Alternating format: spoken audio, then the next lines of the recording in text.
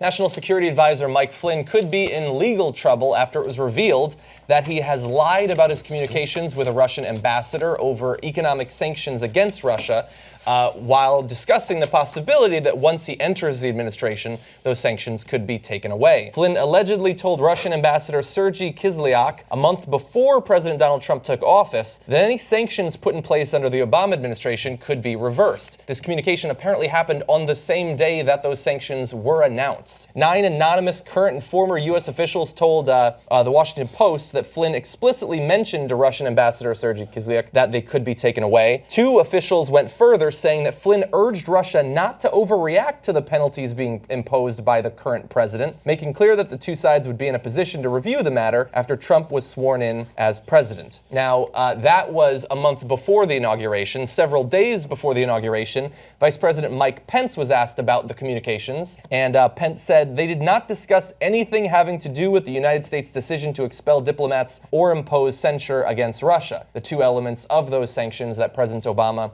announced. After the Washington Post contradicted that claim, the Trump administration issued a statement saying Pence had based his comments on his conversation with General Flynn. At the time, Mike Pence also said that those claiming that those communications had happened were spreading conspiracy theories about Russia.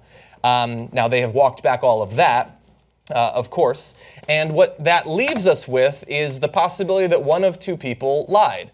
Either Mike Pence was lied to by Flynn, or Mike Flynn told Pence the truth and Pence lied during his January interview. Or theoretically, this call was made after sanctions are announced. They talked about the sanctions on that same day, but it slipped their mind afterward. I guess that's the third possibility. Does this really matter, other than the political capital gained by catching Mike Flynn, who's psychotic, it seems to me, in a lie? Which seems, of course, he lied because, of course, they talked about it, right? I mean, right. Or Mike Pence, by the way. Or Mike Pence, but probably Mike Flynn. Yeah. I'm just guessing, and Flynn seems like he would have lied to Pence. But I mean, of course, they were going to reverse it. I don't like a much bigger deal to me is the fact that the sanctions caused by the invading Crimea and the sanctions that crippled Exxon, that those are going away, and the head of Exxon, the Secretary of State, that seems like seems a little more important. I would agree. Then obviously, look, they're coming into office. The fact is, they did win, and they get to reverse sanctions. And it strikes me that the incoming National Security Advisor gets to have a phone call with. It should be, formal, and but. Normally it just seems like it's thing, like it's a gotcha thing, and I love getting Mike Flynn. I'm eager to get him, and I'm eager to wound these guys politically. It just doesn't seem like that big a deal. I mean, that sort of thing where the incoming people would communicate in that way is not impossible. They would normally do it in conjunction with the people currently as a part of the executive branch. Yeah, I'm sure they. I mean, look, no, I doubt anything is going to happen, but what he did very likely did break the law, specifically the Logan Act, which prohibits people outside the executive branch from making foreign policy on behalf of the U.S. administration. Yeah, it was passed back in 1797. No one has ever been prosecuted under it. But we don't have time to go through the whole thing. But if you read it very clearly, he did violate the Logan Act right there. You think what Mike Flynn did was worse or not as bad as what Reagan did before he came into president? That's what I thought of, actually, and it's that same sort of thing. But again, they never prosecute anyone under it. Well, so I guess the law just doesn't matter. It's like those laws in Oklahoma that you can't kiss a horse. What are we talking about with Reagan? Like talking to get the hostages out? Yeah, so he made a deal with Iran to not release the hostages until he became president, and that's illegal. But a lot of the diplomats who were involved in that said that he tried to do it, which is illegal. So I'm not defending Reagan here, but that was never communicated. And Warren Christopher, who at the time was negotiating the release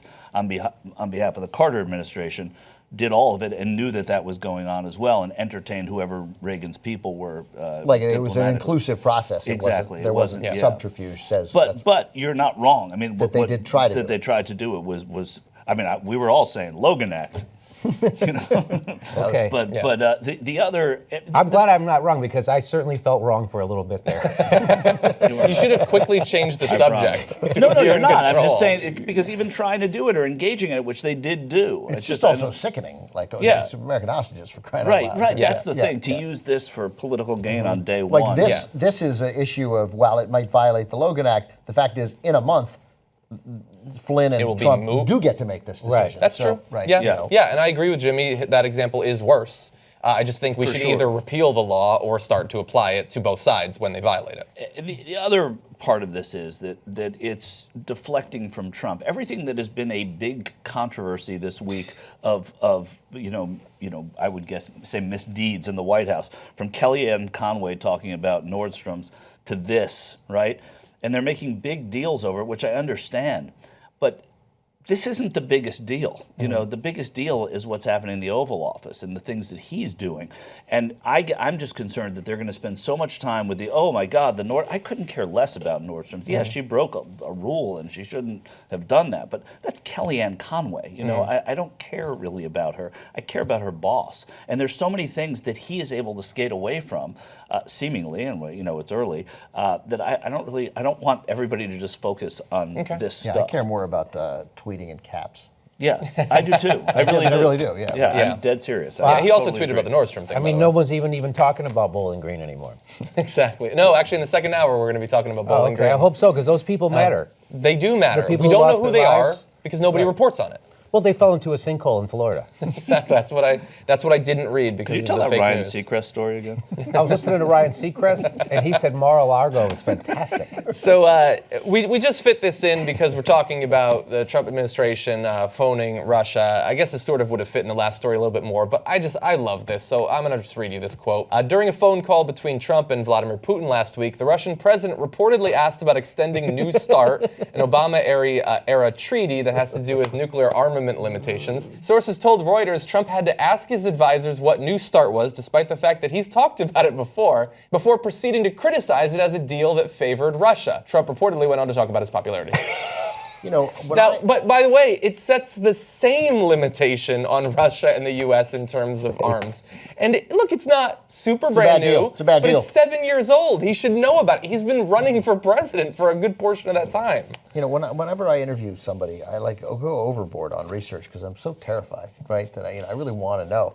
And I just think Trump just needs to meet the standard that I meet when I interview an 87-year-old movie star. Like that's That much research? That's how much like a couple of days, you read as much of the book, you get all the thing, you take copious notes, you review your notes again, Right. you would get them sticking in You your say head. Howard Hawks a couple of times. Right. You throw out Howard Hawks' name. and you Ben, move I on. mean, how dare you? I mean, classic movies are important. That's right, well, that's- They deserve that level of Yeah, investigation that's and right. preparation. What do you? This is not a fucking nuclear nuclear missile weapons. treaty. What's the big deal? Right, Yeah. sure. He's not talking. And by the way, so he paused the conversation. So Putin mentions New START, which Trump has previously called Startup, which is close, I guess. And so he pauses the conversation. Now, I'm going to assume the best for Trump, that he didn't simply say, hey, by the way, what's that? That he literally muted the conversation. But even if he did that. Which one's mute? Which one's mute? Which one's mute? If you sign up for TYT membership, you'll be saying Thanks a lot, bitch. tytnetwork.com/join.